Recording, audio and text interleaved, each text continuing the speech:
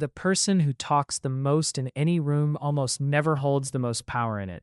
Think about the people who have influenced you most deeply, the ones whose words stayed with you. Chances are, they didn't say much. They didn't fill every silence. They didn't explain themselves when no one asked. And somehow, that made you trust them more. That is not an accident. Most people believe that communication is about volume, that if you share more, people understand you better, that if you explain yourself clearly and thoroughly, you gain credibility. This belief is deeply human, and it costs people constantly. When we feel uncertain, we talk. When we feel judged, we explain. When we want to be liked, we overshare. It feels natural because speech feels like connection. But psychology tells a different story. Researchers studying social perception have found that people who speak less in high-stakes interactions are consistently rated as more confident, more competent, and more trustworthy by observers, even when nothing else about them changes. The mind does not measure a person by how much they say. It measures them by what they choose not to say.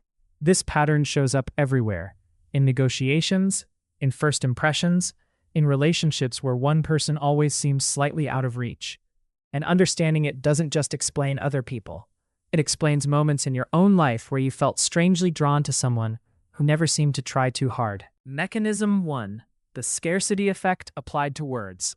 The human brain assigns value to things that are rare. This is true for objects, for time, and for information.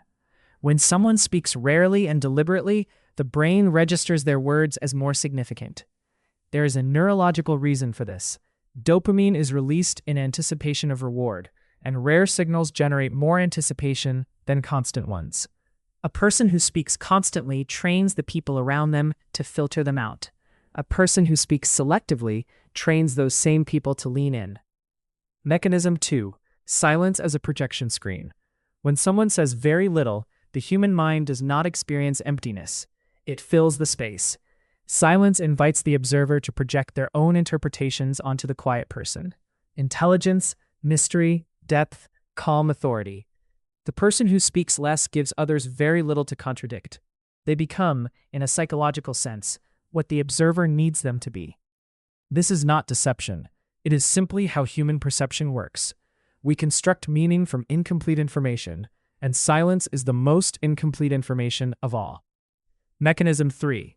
Overexplaining signals doubt. When someone explains their reasoning without being asked, or defends a decision before it is challenged, the brain of the listener picks up on an unconscious signal. This person does not fully believe what they are saying. Justification reads as insecurity. Calm brevity reads as certainty.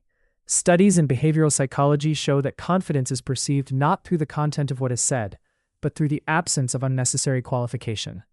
People who hedge, overclarify, and fill silence with reassurance are consistently perceived as less authoritative, regardless of whether their ideas are correct. Mechanism 4. The asymmetry of information. In any interaction, the person who knows more about the other person holds more influence.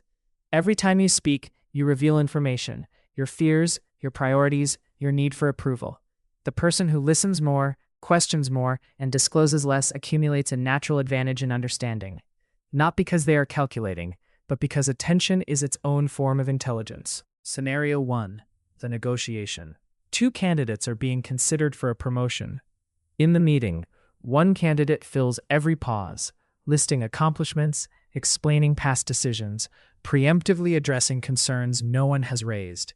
The second candidate speaks briefly, answers questions directly, and lets silence sit after their answers without rushing to fill it.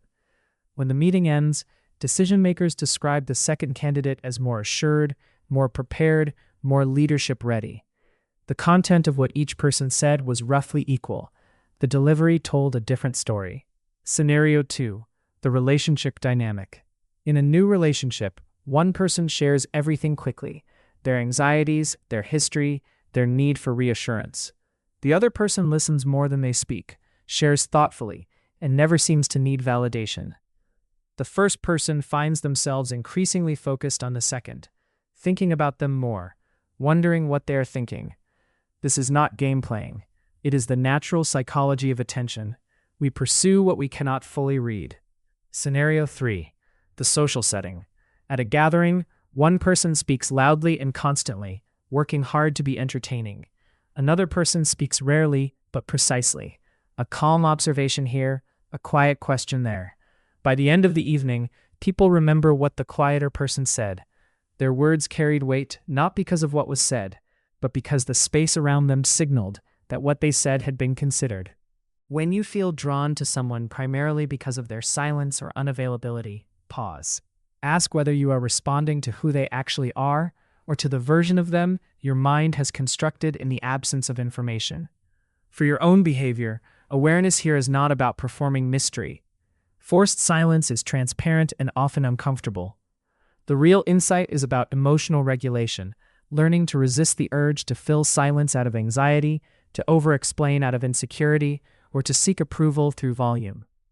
Before speaking in high-stakes situations, ask, is this adding something or releasing pressure? There is a difference between communication and relief-seeking disguised as communication. The boundary worth maintaining is the one between genuine expression and compulsive disclosure. Not everything you think needs to be said. Not every silence needs to be filled.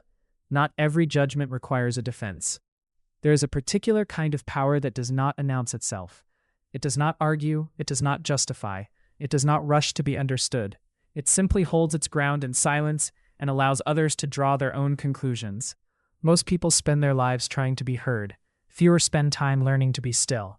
The mind that can sit in silence without anxiety, that can let a moment breathe without rushing to fill it, that can speak precisely without needing to perform. That mind is, in every meaningful sense, the most difficult to read and the most difficult to dismiss. Once you see this pattern clearly, something shifts. You stop filling silences out of fear. You stop explaining yourself to people who have not asked. You begin to understand that presence is not built from volume. It is built from weight, and weight comes from knowing when not to speak.